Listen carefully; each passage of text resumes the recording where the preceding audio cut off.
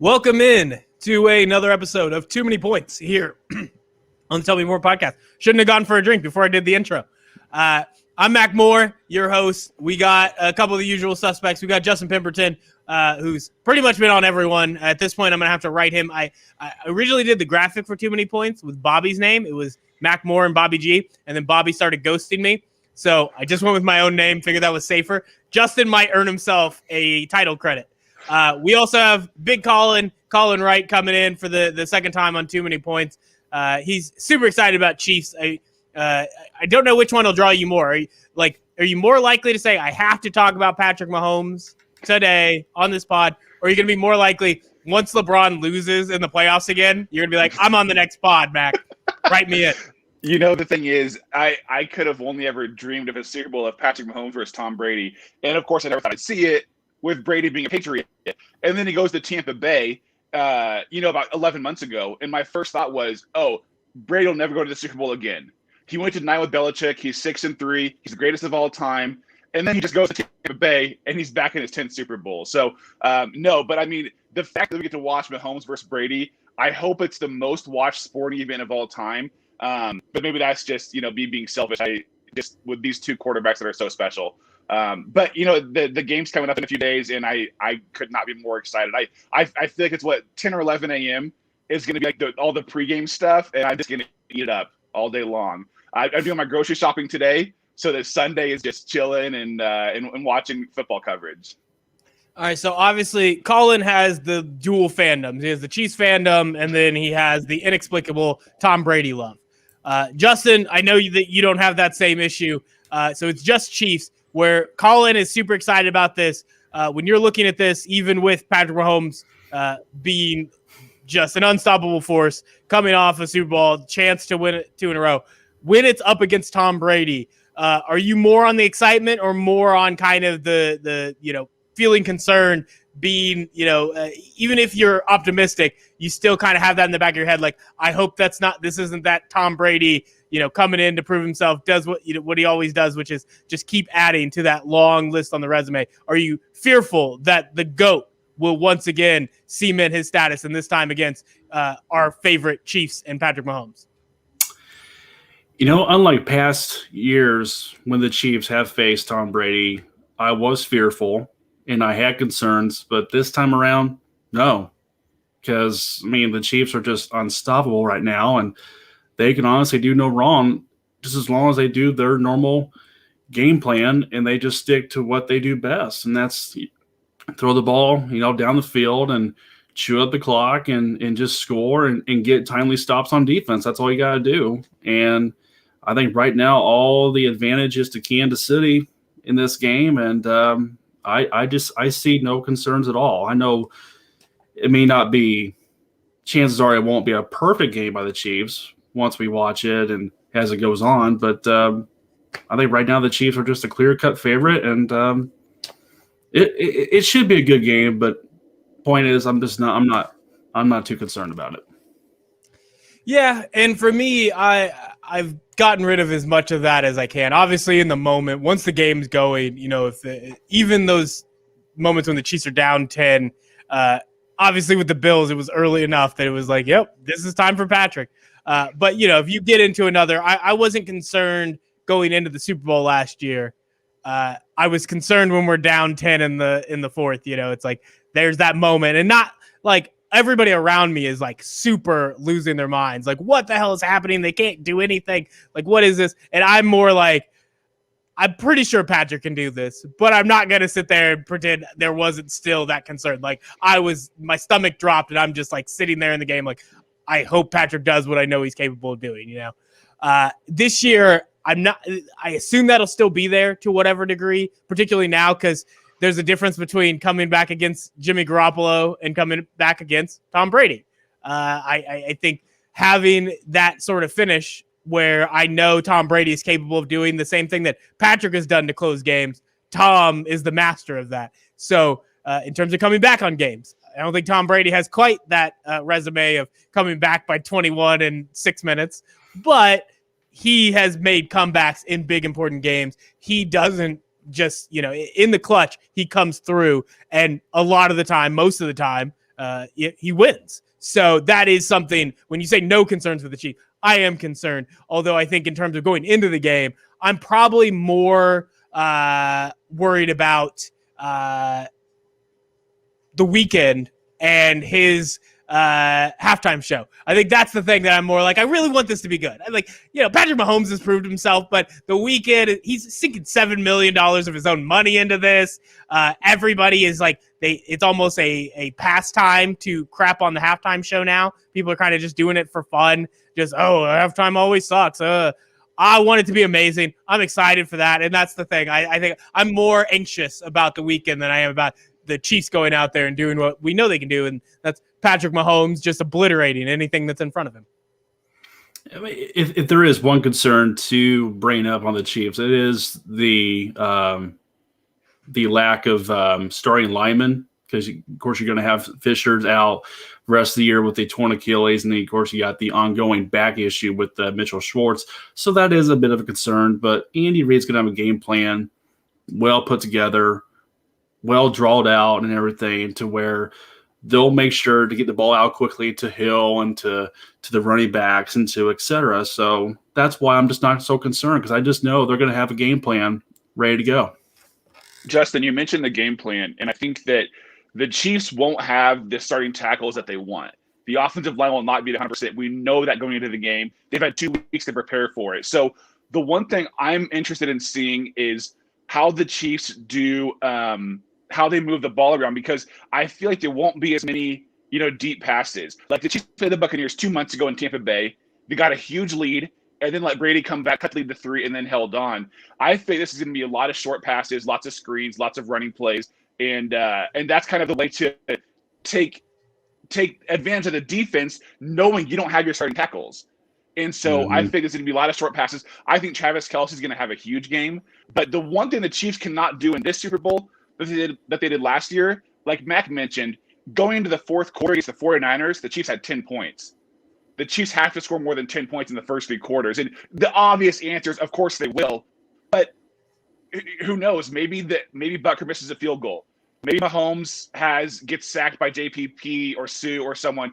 So there's lots of variables there. But I'm curious what the Chiefs offense does with the offensive line that's not 100%, and how they move the ball, how they gain 4 yards here, 7 yards there, as opposed to 27 and 32. And I will know a lot in the first quarter, but also learn anything from Super Bowls, especially Tom Brady's been in 9 Super Bowls and has never scored a touchdown in the first quarter. It'll be a long game. I don't see this a game where the Chiefs go 21-0 in the first half, like they did 2 months ago in Tampa Bay. Now you bring up a good point when you say they've had 2 weeks to prepare for it. Andy Reid is like the master at preparing for a game when he's had a week or so to prepare for it, because the record after bye weeks is just enormous. It's crazy. He's like, what, 15? Don't quote me on this, but like 15-3 or something like that after a bye, and that's regular season and postseason.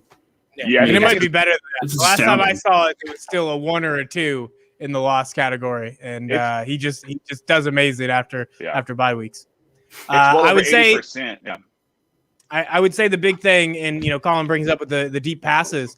It's not just deep passes in the game, but it's early. So the big thing with Andy Reid is preparing like those first 30 plays, coming out there with the game script. And when you don't know, like you're hoping that the people you put out there on the line, like you can get them prepared, you can get them ready to go, you can figure out ways, whether it is screens and different stuff to short up. But you also know that you want to get a handful of opportunities for Patrick Mahomes to drop back really deep, take his time, break out if it does break down, get outside the pocket, because that's the big plays, particularly with Tyreek Hill, Travis Kelce, Sammy Watkins. I think, is DeMarcus Robinson not going to be able to play, or did he finally get cleared? He got cleared. Cleared. You have so many guys, and when those plays break down, those are the ones where Patrick Mahomes is just going to eat defenses alive.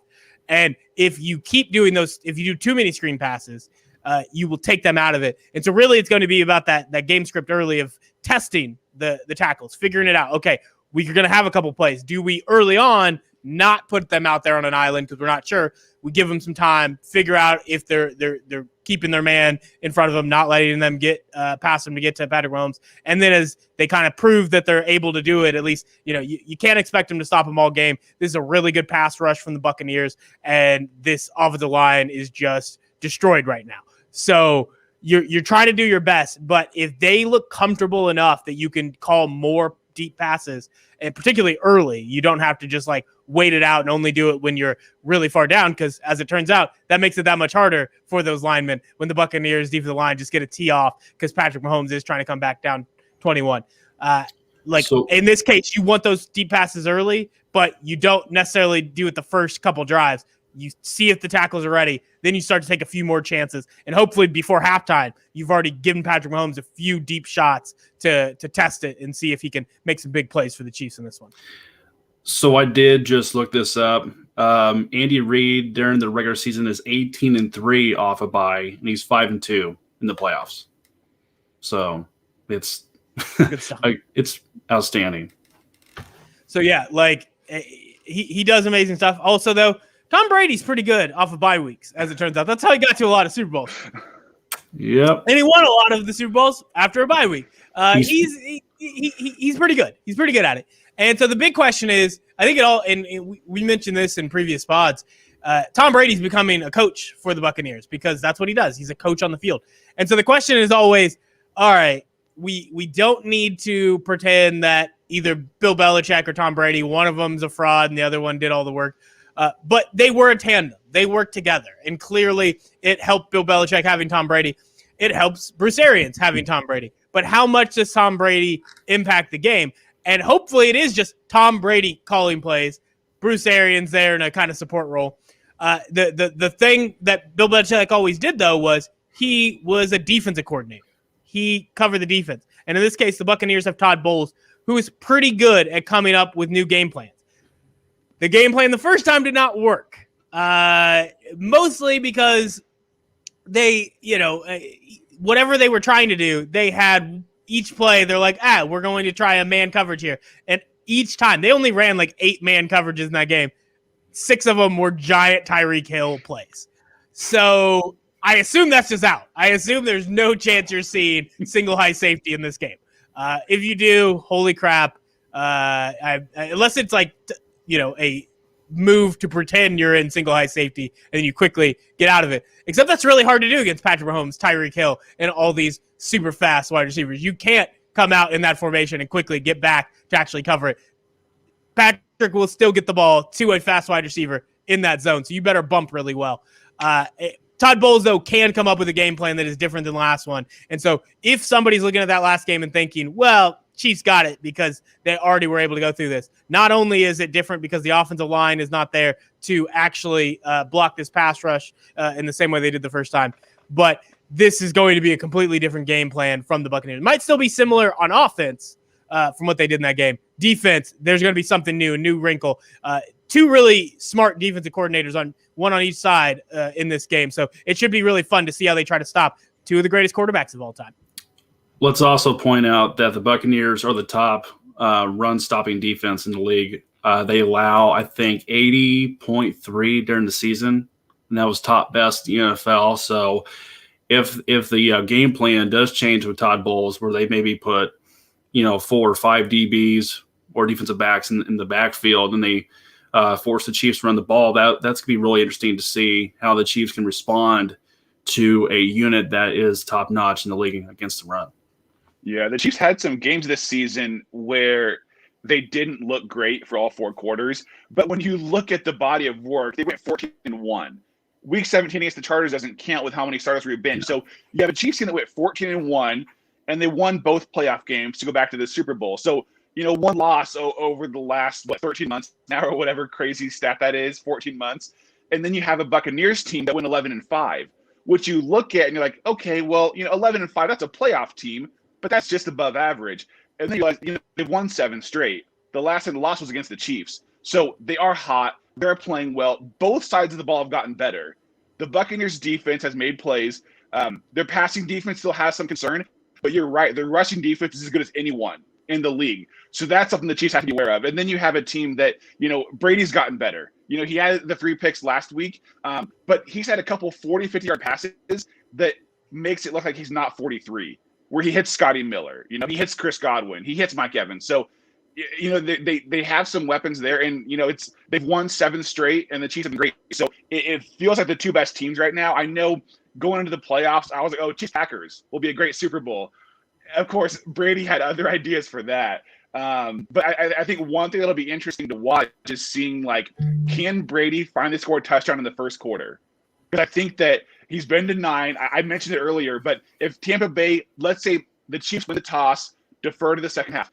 If Tampa Bay goes 75 yards and gets a touchdown in the first quarter, how does that change things? The Chiefs are good enough. It won't change much. But what will Brady do getting you a touchdown early and, with his confidence going up against, I don't want to say the best team has ever played in the Super Bowl, but it's the first time since his first Super Bowl he's been the underdog. The last 8 Super Bowls, Brady's been the favorite. So going in, he knows he's the underdog. He knows he's good enough to win, but that's still in his mind. This team is special. This team went 14-1 for a reason, and they're the defending champs for a reason. And to respond to your when you were saying that Brady had a couple of those 40 or 50-yard throws, that's just because the Packers secondary was just terrible in that game. And what's his face, King, individually was just the main cause of that whole issue with that secondary. He was just so bad, and it's no wonder why the D coordinator got fired from Green Bay, and they're looking for a new leader now. Yeah, I mean they were in a tough spot.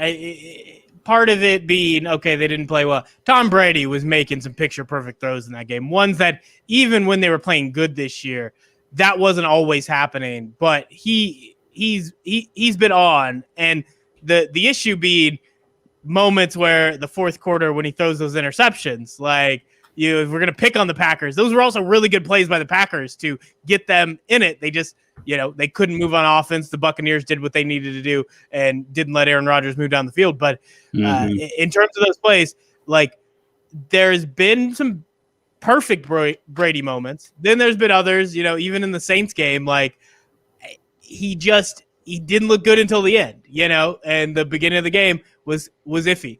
That is a concern for me, because if Tom Brady's going to do what he's going to do, and it's going to be this, we know what Tom Brady does. He gets to the Super Bowl more often than not. He wins them, and if that's going to be the narrative, then you got to be careful, because he's had so many off moments this year, and that can't happen against Patrick Mahomes and the Chiefs. We've seen Patrick Mahomes beat teams that nearly played perfect for 4 quarters. So Tom Brady's clutch efforts won't matter as much if he comes out and, if he doesn't score a touchdown in the first quarter. That's not a good sign, because that's a whole quarter that you had a chance to gain a lead that we know Patrick Mahomes might still be able to take away.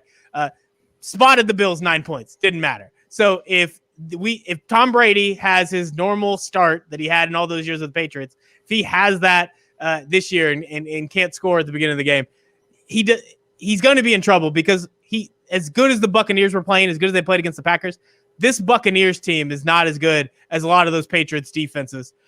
They're not as good as nowhere near the 49ers defense that shut down Patrick Mahomes just long enough to still get beat by 10.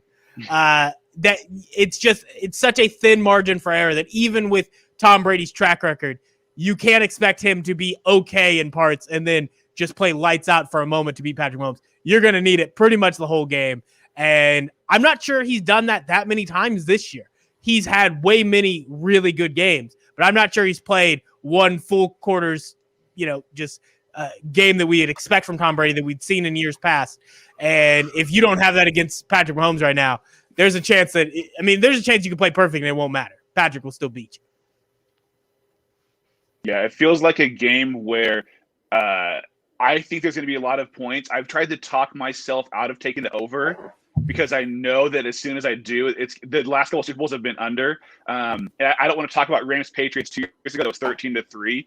I feel like there's going to be points, though. I just know that. When was the last time the Chiefs scored less than 30 in a playoff game? So I think that for Tampa Bay to win, they have to do a couple of things. It starts on defense, but their offense can't settle for field goals. They have to get in the end zone. But I think it'll be interesting to see, as we go into the second half, what the Chiefs do, because they've had multiple double-digit leads that have shrunk to single digits, just like when these teams played a few months ago, when the Chiefs had a huge lead, and all of a sudden it's like, oh, if the Chiefs don't get a first down right here, Tom can go down and tie it or win the game. But, the nice thing about Andy Reid is he's going to take chances, and there's nothing worse than, a conservative coach in the postseason. And best of all, we don't have to worry about a Mike Vrabel situation where he's afraid to go for it and decides to bunt the ball, which is beautiful. And also, I just looked up the over and under. It's 56 right now. So are you willing to take the over on that, or are you willing to maybe kind of just stay right there at 56? I still like the over. Yeah. If it doesn't rain, if the rain clears up as forecast is starting, that's right. I've heard there's a chance of rain down there. It was much higher, and then it's dwindled a bit in the forecast they have for game time. If there's significant rain, that could slow it down. Although, honestly, I feel like I've watched Patrick Mahomes enough that it's like it doesn't look as pretty. The players running around the slick field, they still score a lot in those games. So crap, they score a lot when it snows. Like when it snowed against the Broncos at Arrowhead, they're just racking it up, putting up points, throwing bombs to Hill. And let's see, did it snow this year when they went up to Denver when they spanked them 43-17? Yeah, some snow for that one. That's what I thought. So it don't matter where he's playing now. He could play in a sandstorm, and he could still, put up, major numbers. So yeah, that's how incredible he is. And when the Chiefs played the Buccaneers a couple months ago, they scored 27 points. Their first 2 or 3 trips in the red zone, they got no touchdowns. So they could have put up 41, 42 easily, and they settled for, just under 30. So I remember, watching that game and being like, man, the Chiefs should be up by a lot more. And then all of a sudden it's a 3-point game with a couple minutes left. But if the Chiefs execute better in the red zone, and I will say that seems to be one of their flaws, if you can call it that, the Chiefs weren't perfect in the red zone this year. They settled for a lot of short about curve field goals, and they were getting 3 instead of 7.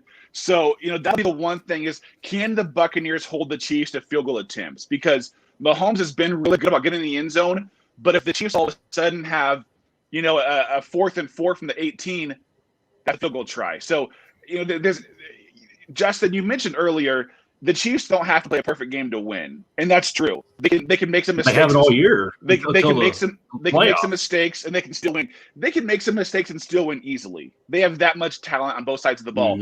But what if Tampa Bay plays a near perfect game? That's when all of a sudden it's like, this could go either way. And boy, I'm thinking back to 2003 offense with Trent Green, Priest Holmes, and company. What if they had that percentage in red zone that they had that year, which was, I believe, 76% of the time they were scoring a touchdown in the red zone. If they had that this year instead of 40 or 50 or 60, something like that, it was 60%, and then they were like 73 over the playoffs with an 83 against the Buffalo Bills because they were 5 of 6 touchdowns. If they had that percentage from 03, oof. That would have made a huge difference in every ball game this year, and we're not on the edge of our seat every game trying to wonder, are they going to hang on? Are they going to lose this? And they found ways to win. That's what championship teams do. I didn't hang on the edge of my seat. I trusted them. I knew they could do it. Oh, there were a few times I did. That's just me. I played the game, in high school, middle school, and you thinking I didn't play? You think I didn't play football? I still trust in Mahomes, baby. Trust in Mahomes. What position did you play, Mac? I was lineman until eventually I was too skinny and also too slow to really play. Both. I was more a defensive end on defense, and then tight end for a while. I have a 20-yard high school, 20 yards per catch. On one catch. I got one catch. Wow. Yeah, so 20 yards per, baby. Nice. I was not nearly fast. They threw me on a screen pass, and I caught it, and I was standing on the sideline, and I like stopped and I looked over at the sideline, and one of my teammates was like, "Mac, run!" And I started running, but I literally just stopped. And I got 20 yards, so it was a good play. I was a good old D tackle, head up on the center, nose guard. Yeah, I was put in for one play on a run play in the last home game of the JV season before I, of course, tore my ACL, which that's the low point of my very short football career. So, but it was good times. But yeah, that's kind of why I was on the edge of my seat a little bit. But hey, at the same time, I did trust Mahomes. I did trust this team. It wasn't like, oh, they're gonna blow it. Oh, I don't trust in them. I don't know. Sounded like you did. Seemed like you questioned him in the most important moments. Todd Haley had to have been the head coach for me to not trust him. I take full responsibility for the Kansas City Chiefs every time we lose. So we got to do our high school stories. So I know Big Colin, there's some basketball involved. Did you get some varsity football action? So basketball was where it was at. I did play football 1 year. I had one touchdown catch, 1 2-point conversion. So I scored 8 points. I played tight end. Nice. I practiced with defensive end, but in the games, they only put me in at DN when it was like a 40-point blowout, usually with us on the losing end of that. But I did play a little tight end, and I caught a couple passes. So cool. Nothing special, but enough to hang my hat on. Solid. As long as you did something, I mean, it's better than nothing. Yeah. I was more of a gym class hero. That's where I got all my major accomplishments. We do basketball, softball, football class, and most of the time we just played football. And so one of my best experiences was facing off with another team that actually had a few of the starters on the football team, kids who would get a play when I'm just sitting on the sideline, and we whooped their ass in gym class. That was a big moment of me back there playing quarterback. I was like a mix between Peyton Manning and Chad Pennington. You know, like I'm smart enough to know where to throw, no arm. Do a 50-yard touchdown bomb, except it was a duck, but it made it there. It got a touchdown. So that was always my. No coach was stupid enough on an actual organized team to ever even let me touch the football back there. They were never going to let me throw it to anybody, but it was a pretty good quarterback. That is a name I have not heard in years, Chad Pennington. Good old former Marshall quarterback. One of my favorite references. Whenever I got to talk about somebody with no arm. Teammates with Randy Moss. Good old Marshall. There's a lot of Chad Pennington out there in Saints games. I think we call him Drew Brees now. But we saw that for a while. We talked a lot of on the field stuff. We knocked most of that out. Legacy is always big because obviously this is a matchup of the GOAT versus the guy who is on track to eclipse the GOAT by a lot. Like at this point, Patrick Mahomes could start his career having the same playoff success as Tom Brady, multiple Super Bowls, starting a dynasty. Just being a guy who is already very early in his career, getting the type of playoff highlights, playoff wins that some quarterbacks don't get in an entire 20 years. Doing it in the first couple puts Patrick Mahomes in pretty rare company. He's also passing out of his mind. He is like there are years that you have a really high yards per pass attempt, really high touchdown to interception ratio, high yards. These type of things. And obviously the game is blown up. Those numbers there, the 10th best guy, which I think was like Matt Stafford in terms of pass yards, was like 40,000 yards. You used to be like the third best guy if you could eclipse 4,000 yards in a season. So those numbers are crazy, but people go up and down. Patrick Mahomes has 3 years literally being those greatest ever seasons. And that's all he has. Yards per attempt, the numbers, and these are ones that people say, hey, there's a lot of QB rating that can lie to you, but this yards per attempt can really tell you how a quarterback's doing. Patrick Mahomes is at like 8.7 for his career. The next closest guy is Aaron Rodgers at like 7.3. The gap between them is like the gap between Aaron Rodgers and Marcus Mariota. So Patrick Mahomes is just on a trajectory to be both a winner, and that's the thing Tom Brady had for the first half of his career before he was ever a stats guy, before he ever started putting up those Star Wars numbers. Patrick Mahomes is doing both from the very beginning. So if he goes 20 years, there's no doubt in my mind he'll be the GOAT. The problem is even Tom Brady's GOAT status is built on luck. It's built on winning some games by field goals, by people making bad decisions.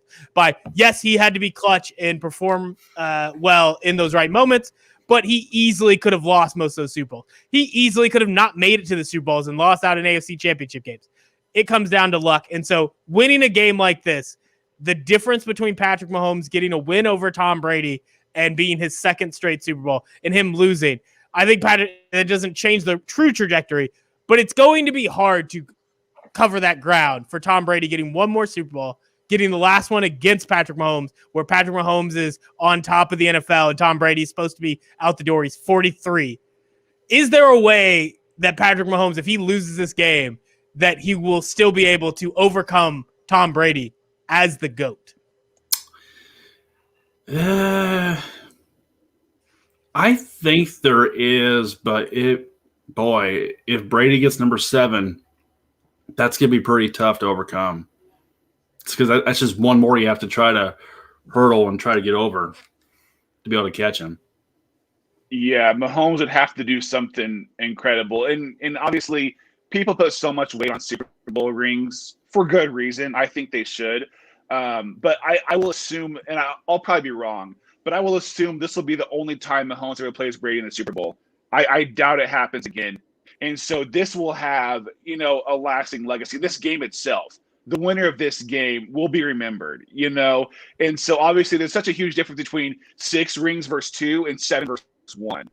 And that's what it comes down to is, it's set up perfectly for Mahomes not only to win back-to-back, which no one has done in 16 years since Brady did it, but to do it against Brady and to do it at his age would just be, the greatest 3-year start to a quarterback's career we've ever seen. And that's including Brady. And so Mahomes has an incredible opportunity. And I think that, the 18-year age gap is pretty remarkable. But, watching them play on Sunday, I think it'll be clear Mahomes is currently better. But just appreciating Brady and his legacy and his success in the Super Bowls is crazy. So, this really is what I feel like it's big for Mahomes because it's a chance to win 2. It's a chance to win back-to-back. But it's even bigger because it's against someone that has done it 6 times. All right, to get us started, this will be like the entry point into the Super Bowl bets. So if Tom Brady wins, if the Buccaneers win, and you said it'd be tough to close that ground, what is the number of rings? What is the accomplishment that Patrick Mahomes has to do to even get it, like to be in that conversation? Because there's obviously going to be the rings or nothing crowd, and there's not really a way to change that line in the sand. It's 7, But when you try to look at his career, knowing what he's already done and what he, is, on track to do if he plays another, 15 years, what does he need to accomplish before people start to say, okay, Tom Brady might still have a couple Super Bowls over him, but Patrick Mahomes is the greatest we've ever seen play this game? It's got to be at least 4. I think 5 would be great, but I think that for Mahomes to continue his regular season success, to win the AFC West annually, and to get back to the Super Bowl, I think if Mahomes, let's say in 12 years from now, Mahomes has 4 rings and he has 3 MVPs or whatever you want to call it, then it's a conversation. But if Brady's at 7 and Mahomes is at 2 or 3, it's not worth the conversation. Give Mahomes 4, and then we can at least talk about it. I just don't think it'll put him there based on championships, but at least it's like look at this number, look at that number. I was going to say probably around 5 or 6, actually. If he gets that close, to where he's maybe 1 or 2 away from tying him and maybe 3 away from breaking him. Now, that'd be insane if Mahomes got 8. That'd be crazy. So I'm not going to go that far, but I'll say probably 5 or 6 would get him into that conversation. I only need him to win a couple more. I think the rings argument is so dumb because it's so many other pieces on a team. Right. It's more about, as much as Tom Brady has shown that whatever that anomaly it is for his clutch play, the fact that he's made it so often, it's more than just, he happened to be on good teams. He made sure those teams were really good teams so often that they kept making it back. But I still think when you look at something like one of Tom Brady's already, he's at 6. The 6th one was Patrick's. Dee Ford lost it And it's these little moments, and there were just so many times that even Tom Brady's, you can make arguments that he was this close to beating, the Giants, like that he had 2 stolen from him. Like he also had ones that he luckily won, that a lot of things had to go right before he had his clutch moment to get them over the top. I think he had to have Adam Vinatieri be the greatest postseason kicker while it was happening. Like a lot of things had to go into it. And I know for Patrick Mahomes, with the way he's playing, unless something changes, if he spends a majority of his career being like, his worst season is that Aaron Rodgers played one of his best seasons, and that narrowly beat him in stats categories in the regular season. If Patrick Mahomes does that for 20 years, I don't need him to win 7, which is a just random. It's pretty random. You can't take away once Tom Brady's won 7, but you also can't say that gap is Patrick Mahomes not being as good as Tom Brady.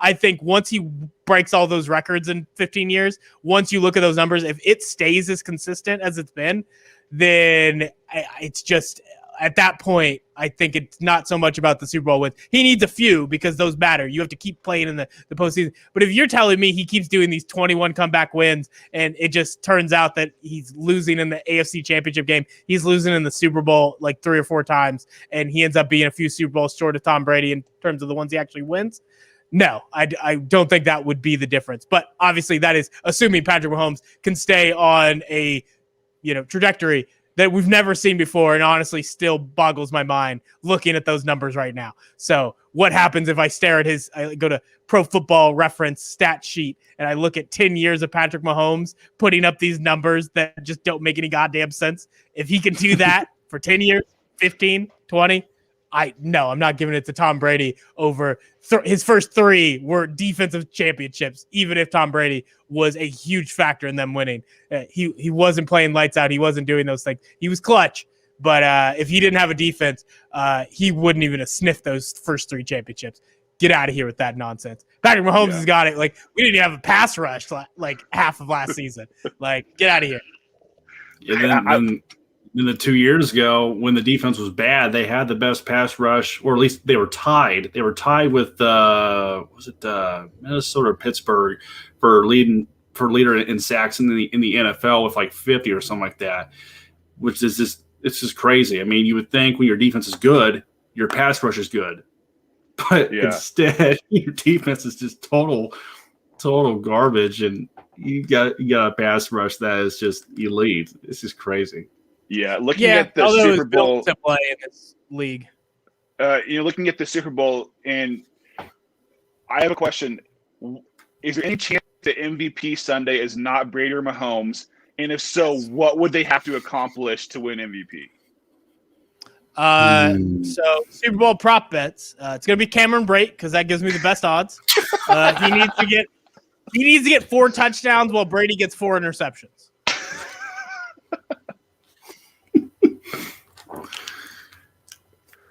That's it. That's all I have. Did you guys have another? No, it can easily be guys that are other than them. One, we know that people love to be contradictory on purpose. So if, I think there was an argument last year that maybe it was Damian Williams over Patrick Mahomes, which is like, okay, his numbers are better. This is one of Patrick Mahomes' worst statistical games that he had to that point. But we also watched him be the reason they won the game. And as much as Damian Williams, he had a great game, and then he got to pad it with an awesome score at the end. Patrick Mahomes is what got them in position to take the lead back and beat the 49ers. Yeah. So he was the MVP. There are moments, though, where a quarterback could have pretty good stats, but somebody is an outlier. And that could be a Travis Kelce, although considering he gets no credit for any of the big games, I don't know what it takes from a Travis Kelce to be like, I think he was actually the MVP over Mahomes. Because everything he does successfully is attributed to Patrick Mahomes. There's not going to be a running back in this game. Leonard Fournette getting like 4 touchdowns in the red zone, something like that. There's not a good running back prospect. Wide receivers, like I said, it's shared with the quarterback who will probably get most of it. But, if Patrick Mahomes throws 3 touchdowns and the rest of it's a lukewarm game because he has a couple interceptions, but all 3 went to Kelce, it could be them. the crazier thing would it be a defensive player, and it would be like the Andre Iguodala, NBA Finals MVP, like slowing down the greatest kind of was worth more than anything else. So he got the MVP. There could be, okay, this is a big high scoring game, but the only difference was one guy got 4 sacks. One guy got 3 interceptions. There's always those moments. So it's never completely sure, but it's also impossible to be like going into the game, I know who it's going to be, even if I'm going to put money on Sammy Watkins. Can we maybe bring up the possibility that there could be the first duo MVP, maybe Super Bowl MVP? No co-MVPs. I don't think so. There's never been one, but yeah, that'd be crazy if there was, though. When they do it during a regular season, it feels cheap. And that's you're like going over like the whole season. You're like, I don't know. There's 2 guys that are just really, really good. Peyton Manning, Steve McNair. You do it in a Super Bowl. You know what the deciding factor is? The guy who won. And if you're trying to give co-MVPs to guys on the same team, why are you wasting our time? That's what I'm saying. 2003 when Peyton and Aaron McNair shared it. And I thought the year before, I thought Rich Gannon and McNair almost shared it too. Or did Gannon just win that single-handedly? Gannon just got it himself because I cried. Okay. As a Chiefs fan, I cried. Mm-hmm. Yeah, that's one. Well, we don't have to really look back on that anymore because of where the Chiefs are at now. But that's still one of the biggest what ifs in Chiefs history. What if Rich Gannon sticks around and there's no Elvis Grbac? He leaves the building. As the weekend will tell us during the halftime show, save your tears. We got Patrick Mahomes now. We're fine. I looking at various bets. I'm only kind of joking about Sammy Watkins. That is a decent play based on the fact that the value is pretty high. So you put some money down on that. And if there was to be a breakout performance, it is the Buccaneers come in with a game plan to stop Tyreek Hill and Travis Kelce as much as you can. Whatever that third option, whoever gets a majority of those looks from Patrick Mahomes has a good chance of having a ridiculous stat line. And that goes back to the kind of like outlier effect. Like, okay, Patrick Mahomes, he's clearly the best player, so the Chiefs win, he'd get it. But if magically Sammy Watkins is the main beneficiary of those passing yards, like it stands out that much more that people are more likely to lean in and say, Sammy was the MVP because he, did all the work when Tyreek Hill and Travis Kelce weren't getting the catches. That would be one of my higher picks in the game. If you were to just want to throw money down that most likely you're going to lose. It's very hard to pick Super Bowl MVP at all. If you want something closer to a sure bet, throw on Tom Brady, throw in Patrick Mahomes, whoever you think's going to win. And then otherwise, I don't know, throw $10 on Sammy Watkins, see if you can win some money. Yeah, you guys want to pick? I got some decent prop bets if you want to go over those. One I like is Travis Kelce and Mike Evans both to score. So that's plus 250, so I don't hate that payout. I feel like Kelce gets one. I think Mike Evans. Brady loves to go to Evans in the red zone. So another one, I like Brady over 295 passing yards. I feel like the Chiefs get a lead. Brady's going to make some mistakes, but I think he gets over 295 passing yards just because they're going to be looking to go deep. They're going to need some points. They're going to need a lot of points. So I don't think it's the fourth quarter they quit throwing the ball. So I like him to actually go over the passing yards. And then Tyreek Hill, longest catch over 27.5. He might not get 3 or 4, but I think he gets one that's over 27 yards. So, for me with Mahomes, I like to probably see him slightly over 300 yards passing, 4 touchdowns, and go back to what we were talking about earlier, Colin, how we're not going to see many deep throws. I think a lot of these short passes can go a long ways when you give them to Hill, to Hardman, to some of the quick guys, and even Kelce too. I mean, I know Kelce's not a speedy burner, like Hardman and Hill, but he can run too. So get him involved in those short passes, and I can see a lot of those going a long ways to where it can really really get Mahomes' stats to really jump up. So I could see Mahomes just a slight bit over 300 yards and 4 touchdowns. All right. So let's go to game ones first. obviously, Chiefs at -3. I assume we're all just on the Chiefs side. Like, don't really sir. want to. Colin, is the Tom Brady love trying to slow you down there? I'm curious. I haven't decided yet. I'm tempted to tease. I can get Tampa Bay +3.5. I actually don't hate that. Okay. I like the Chiefs to win, but I something tells me it could be like 2 or 3 points. I don't know, maybe a last minute field goal or something. But Tampa Bay +3.5 is going to be my play. All right. So I think Justin had found earlier. Did you say it was 56.5? Was that the over under? 56 the over and under. Yeah. All right, so I'm going over. What were your guys' answers for that? Over. I'll go over as well. I'll probably say 60. All right. This one is tougher because I don't plan on actually counting up what we picked to decide we're putting $10 on a plus 170 bet. But first score method, we got field goal, touchdown, or any other is the plus 4,000 bet there. What do you guys think for first scoring method in the game? Touchdown.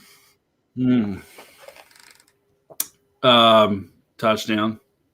I'm gonna go field goal. I'm also gonna go with. Let me see the odds. Which one will help me more? I'll go Chiefs just because I feel like that'll probably be where it starts. A Harrison Butker field goal to really get me angry.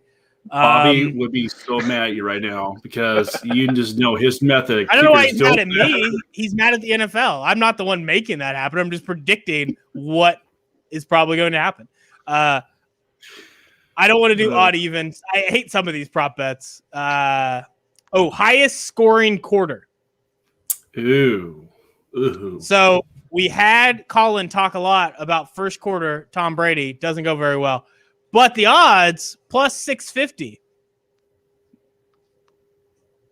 I think the only better one's actually plus 900 for 2 or more quarters have equal highest score.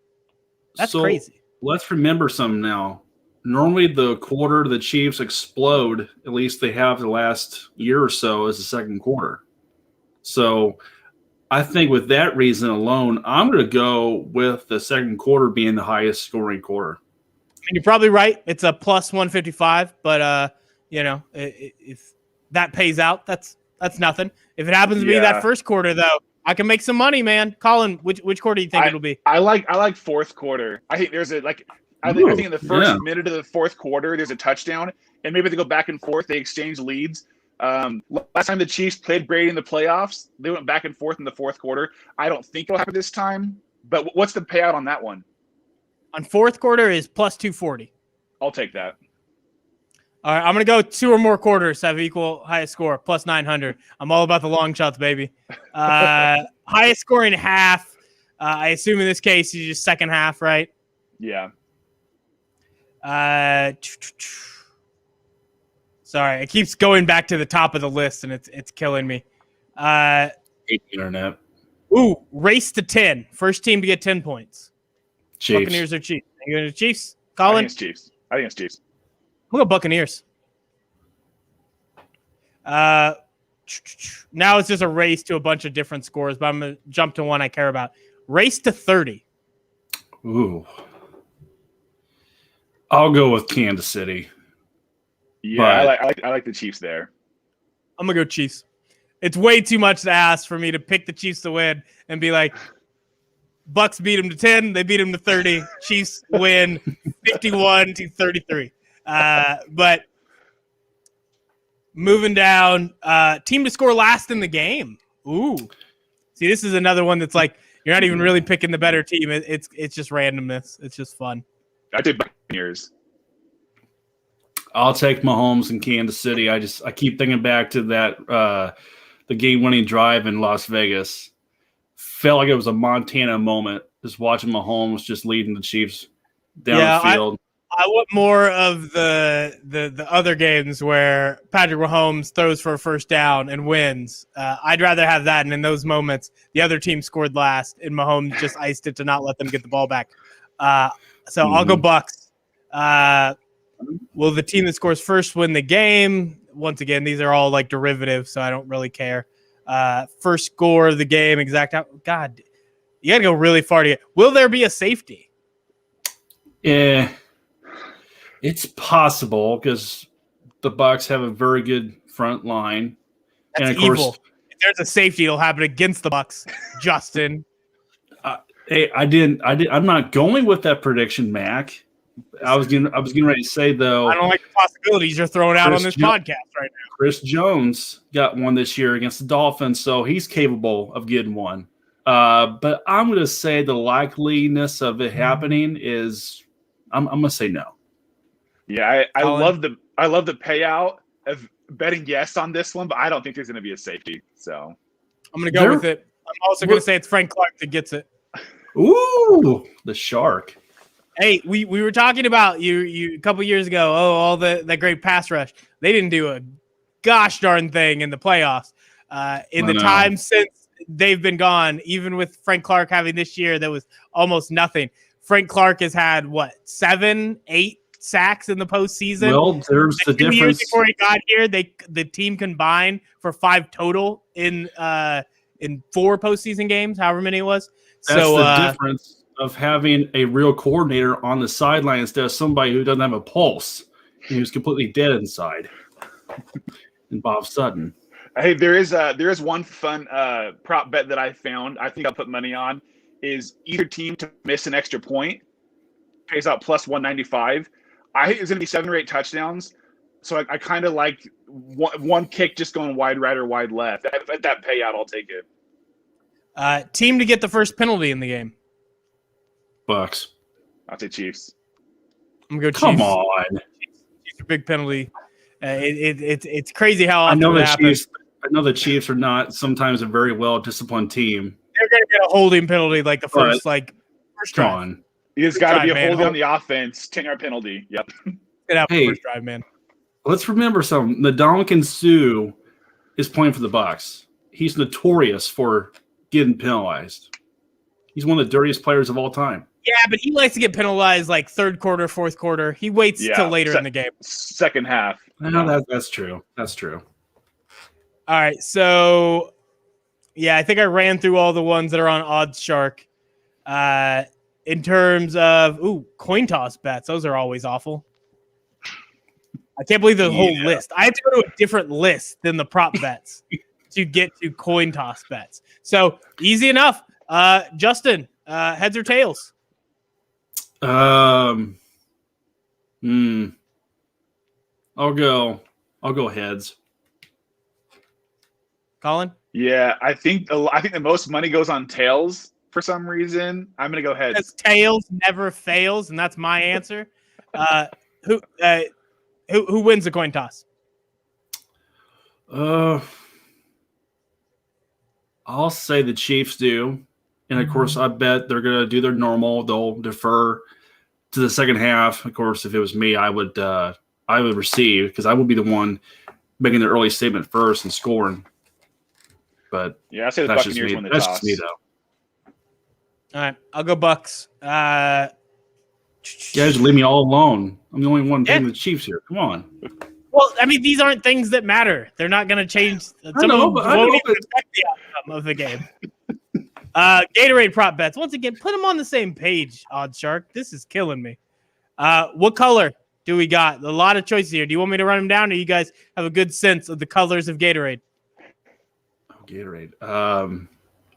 Yellow. Okay, I'll just run them down. This is not going well. We got orange plus 160, red plus 165, lime, green, yellow plus 330, clear / water plus 650. With Tom Brady on a team, you could never trust it. Who knows if he's taking away their Gatorade privileges? Blue plus 800. Gatorade Gate. And purple plus 1,300. I'll go orange. I'll take red. Not a great payout, but it feels like it could be red.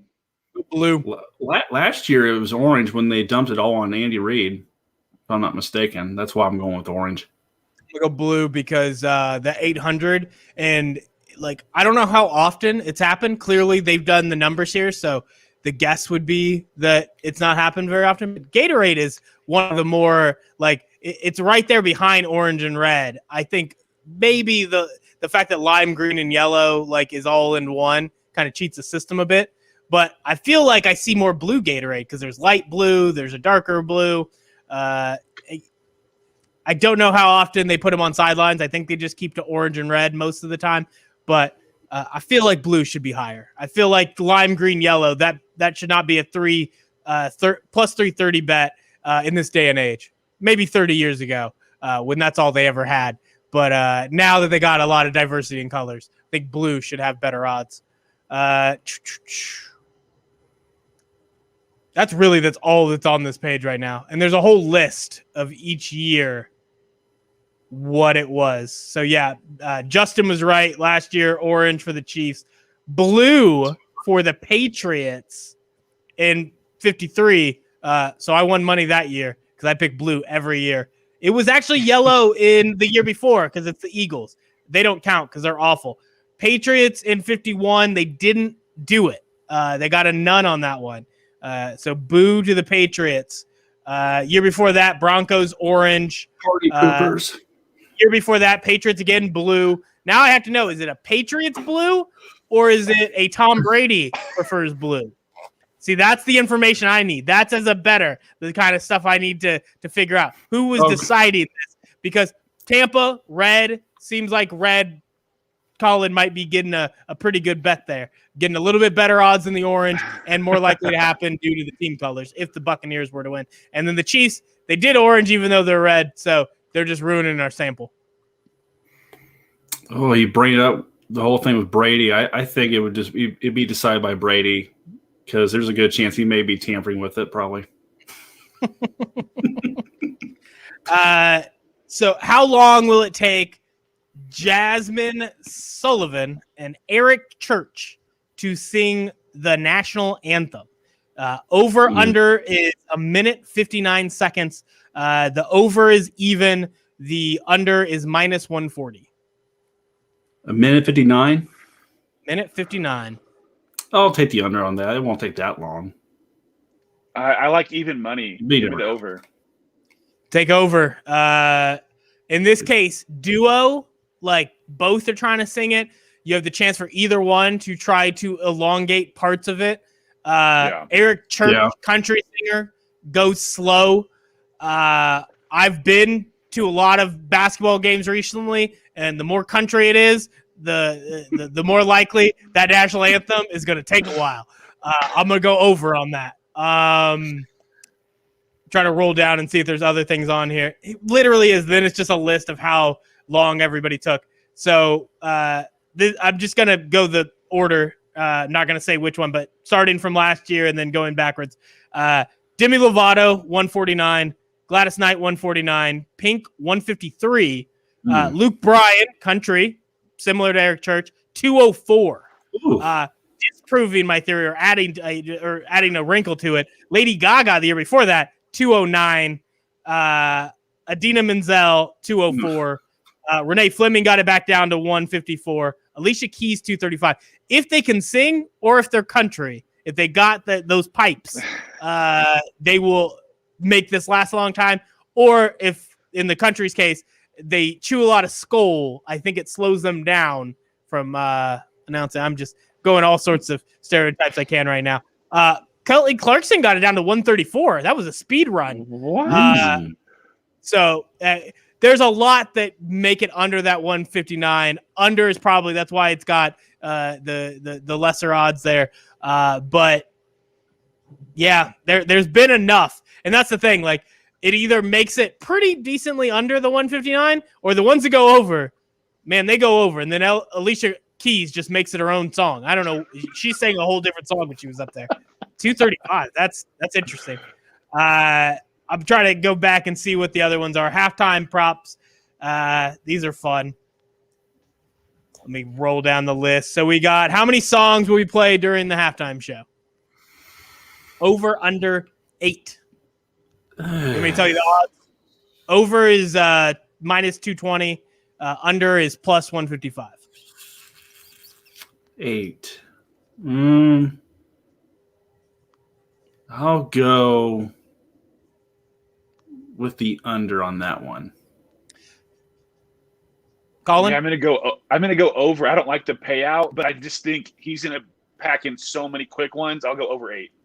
If you know The Weeknd, and this is a Twitter joke I was going to make, and then I just forgot about doing it. But when they announced him, I was like super excited at first, and then I spent the next week like, this isn't gonna go well. Like, what parts of The Weeknd songs can you play at a halftime show? Like, when you're trying to figure out the parts that aren't talking about cocaine or prostitutes, strippers, like, there's a very select portion of his songs that will make it in. And when you're doing that, you have to go medley. And when you're doing medley, Weeknd has a big enough catalog. He has enough bangers. I'm going to go over. I'm going to go over 8. They're going to pack in a little bit of a lot of songs into this halftime show. How many wardrobe changes for The Weeknd? Over, under 0.5, minus 380 for over, plus 240 for under. Mm-hmm. If he spent $7 million of his own money, he's going to change his wardrobe. Where else once. would the money have gone? So I'll say over. It won't pay out well, but give me the over. Yeah, I'll go over as well. Yeah, I'm going to go over. I think he might change what his face looks like multiple times before this is over. He like, the question is, how many times does he take off and put back on the prosthetic mask he had in the latest video? Will there be a wardrobe malfunction? Once again, I don't know what that means, so we're just skipping that one. I think that's a cheat code. What will be the first song played during the Super Bowl 55 halftime show? Do you just want to make guesses, or do you want me to run down the list with the odds? I'll just guess. I can't feel my face. I think it starts with that and then does a medley. I bet it starts with Blinded by the Lights. His most popular. Well, is it the most popular or just the most recent? I think it's most popular. You hear it all the time on the Pepsi commercial. It was huge in 2020, but it is recent. Yeah, it's big though.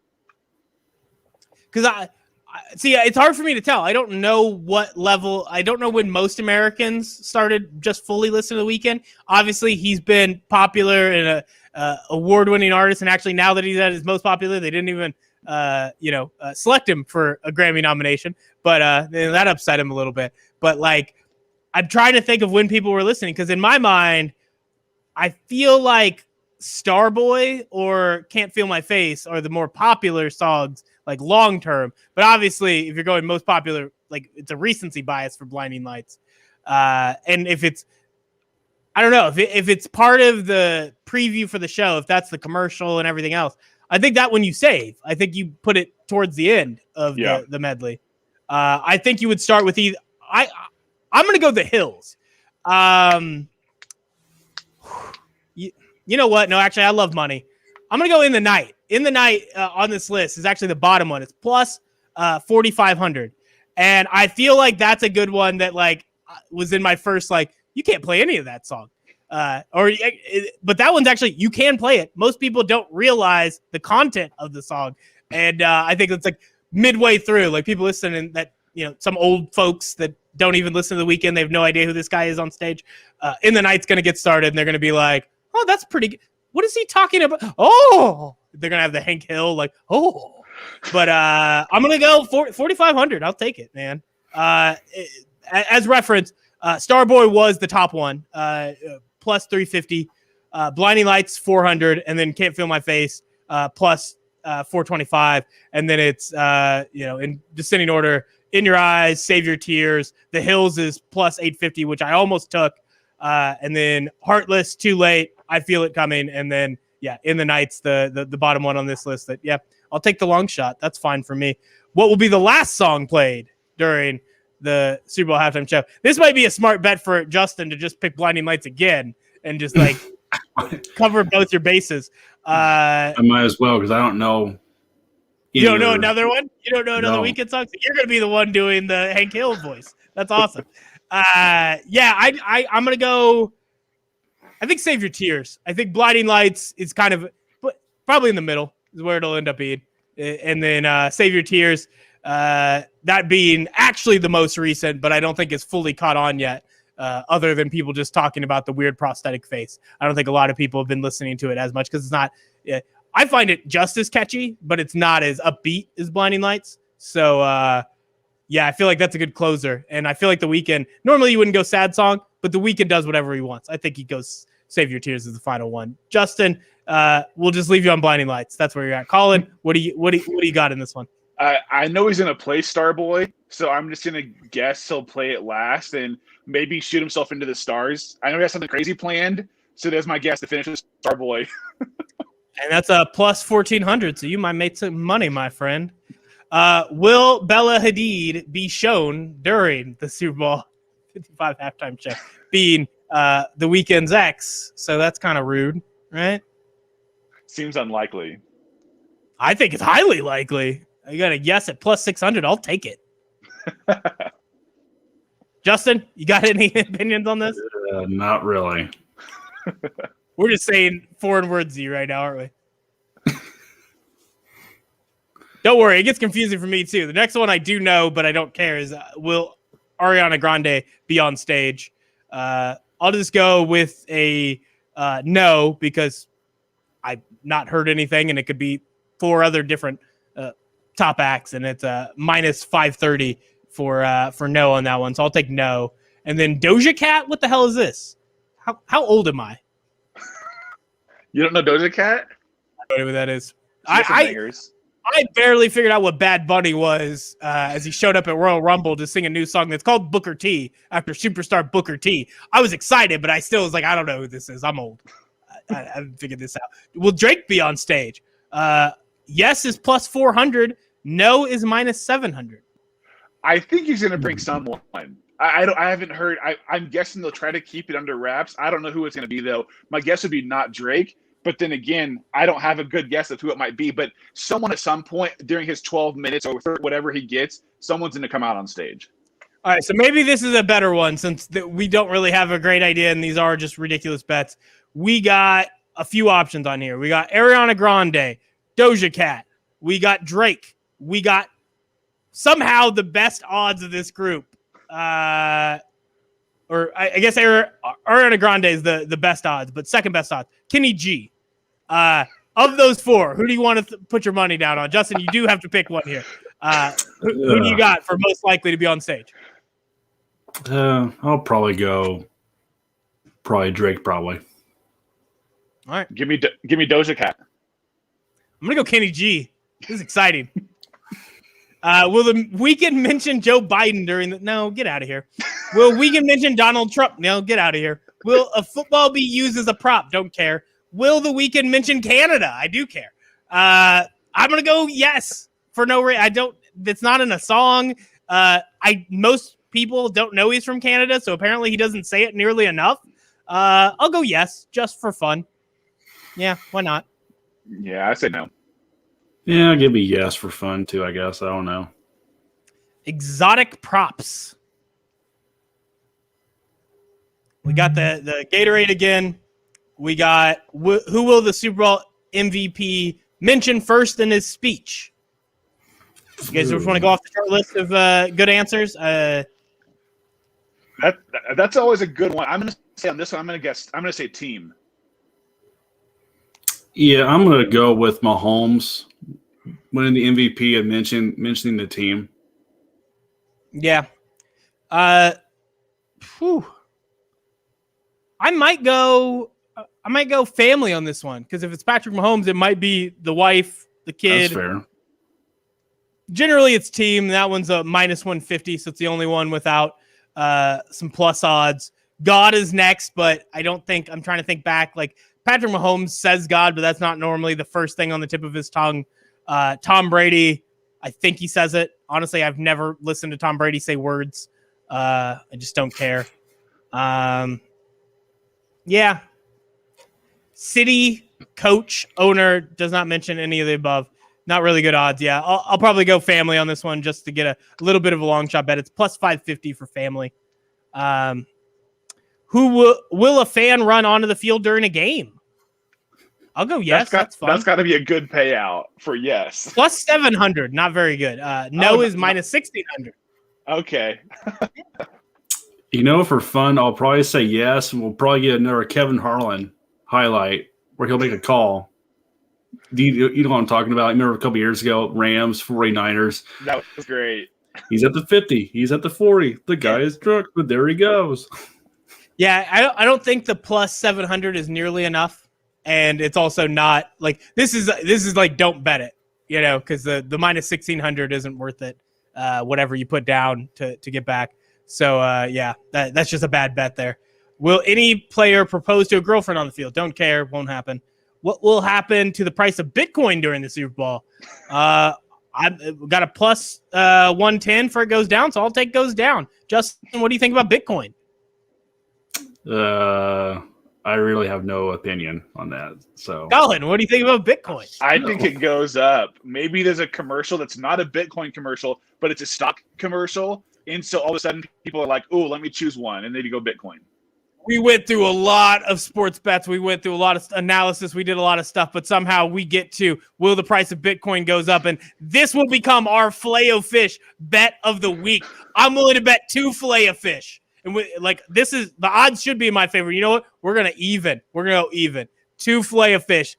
Bitcoin goes down during the Super Bowl. Let me double check the rules here. So, what will happen to the price of Bitcoin during price of Bitcoin goes down? It says during. So we're going to go from start. What is the starting point we want to check the price of Bitcoin? We want to go the beginning of the national anthem, a minute or 2 minutes before it ends, because it will go over 2 minutes. Is that the moment that we consider the start of the Super Bowl, or what do we want to go with? I like national anthem. When they start singing, oh, say, can you see? Let's do it. Okay, and so the final moment is the minute they say 0 on the clock? Yep. All right, so we will double check that, and that is our Filet-O-Fish bet of the week. Will any player be ejected for throwing a punch or fighting? I think after the Bills, you got to think it's less likely now, right? You can't double up on that. Oh, yeah, remember the Dominican Sue. We'll get a personal foul or two. I don't think we'll get an ejection. Yeah, it's like you keep talking like Sue has been kicked out of every game he's been in. He's finished most of his games, Justin. Will either kicker hit the upright or crossbar? This is actually one of the best new bets. That is a damn good time. So this one is hit the upright or crossbar on a missed field goal or extra point. So not just the upright. Getting that crossbar in there, I think, is really helpful.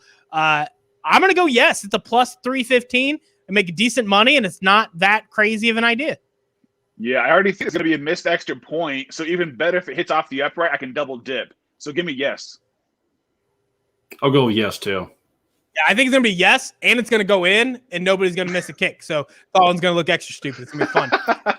What will happen first in the game, sack or touchdown? Touchdown. Touchdown. Sack is plus 105, and it can happen very fast when a touchdown can take time, particularly we talked about slow first quarters. I'll take the sack. How many times will the chains be used? No, shut up. What position will I got to start like reading it in my head before I read it out loud, but I can't in this format. What position will the MVP play? Obviously, I think we're all at quarterback, but let's skip. Next one. We got wide receiver plus 500, tight end plus 950, running back plus 1,000, any defensive position plus 650. So that's a field argument that's decent odds, not as great as the other ones, but gives you a lot of positions. Kicker plus 5,000. So this is if quarterback does not win the MVP? Yeah, so we're not going to pick quarterback. Obviously, if Patrick Mahomes wins, it doesn't matter. But we're going to try to do it as if it was somebody else, who would it be? And based on those odds, where do you want to land on that? I'll go tight end. I'll go with Kelsey. And 950, once again, not bad. Not bad. Colin, who you got?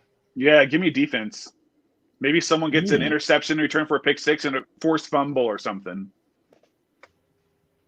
Yeah, I feel like the best value is strangely running back because, like I mentioned, with like the idea of like Leonard Fournette getting it, so you could have between 2 or 3 guys on each team, one of them shells out to get plus 1,000, but it is also like the wrong game for that to happen. I just don't think this would be the one. I think any other year, I love the running back getting lower odds where. Not a lot of games anymore where the running back going to be a guy doing enough to get that, but you win a lot of money if it does happen. Wide receiver is probably, I wish the odds were a little better, but at plus 500, you get a lot of guys who could potentially be the one who shells out. So wide receiver is pretty solid. Get kicker off the list, even for plus 5,000. That's just nonsense. I don't even want to root for that to happen. I don't want to throw down $1 hoping to win 5,000. This is awful. Never want a kicker to win an Super Bowl MVP again. Get out of here. You'd be the first one to do it, wouldn't it? Because there's never been a kicker that's won the MVP. He won the first one. Brady didn't. Didn't Vinatieri steal one of the MVPs from Brady? I don't think so. I think the only two. I think of the 6 Patriots Super Bowl wins, Brady has 4 MVPs. Julian Edelman has 1, and Deion Branch has 1. That might be right. Yeah, I remember Deion Branch. That was 2004 against the Eagles. I remember Deion Branch. I don't think there would have been a huge argument, though, if Vinatieri would have won it, to be honest. True. I mean, he's one of the most clutch kickers of all time. He's had some clutch game winners, and they weren't 20-yard field goals either. They were 40, almost 50 yards. Yeah. Yeah, I'm trying to Google it, but apparently it either didn't happen or Google's just really bad at figuring these things out. I think the shortest one he ever had was in that divisional game against the Raiders, of course, known as the Tuck Rule game, unfortunately. And it was like 23 or something like that to tie the game, I think, to force overtime. Yeah, so it would be the first. The only strange ones that stand out is kick return, Desmond Howard for Green Bay back in the mid-90s. 96. So as I'm rolling back, it's just a lot of QBs, running backs, few defensive ends. We did get the ultimate answer from Justin that I've tried to rip apart. And now we have a dual MVP, and even worse, it's 2 defensive linemen on Dallas back in Super Bowl 12, Harvey Martin and Randy White. Led Dallas defense to force 8 turnovers. Garbage. They can't be the same position. You can't even be the most valuable player if you are split between who's the best at your position on your team of 2 teams in a game. Get out of here. That is the worst way to do. Especially if you lose a game too. That's a disgrace. Forgot about that. Don't do that. Awful. I think we've run out of steam on this. I've knocked out as many of the things. Is there any other Super Bowl things we want to hit before we just go and start our 3-day celebration of the Chiefs going back to the Super Bowl once again? After one of the final score prediction for the game, we can see who can get the closest on that. All right, who wants to start? I guess I'll go first. I'll go Kansas City, 38, Tampa Bay, 30. I like that. I'm kind of in the 30s as well. I'll take Chiefs 35, Buccaneers 33. Really close, really tight. I'm going to go Chiefs 43, Buccaneers 35. That's where I'm at right now. I like fancy scores that don't have a real great way to get there. I need my safety to happen. All 3 of us, we got the over and under pretty much going way over, pretty much. Yeah. Yep.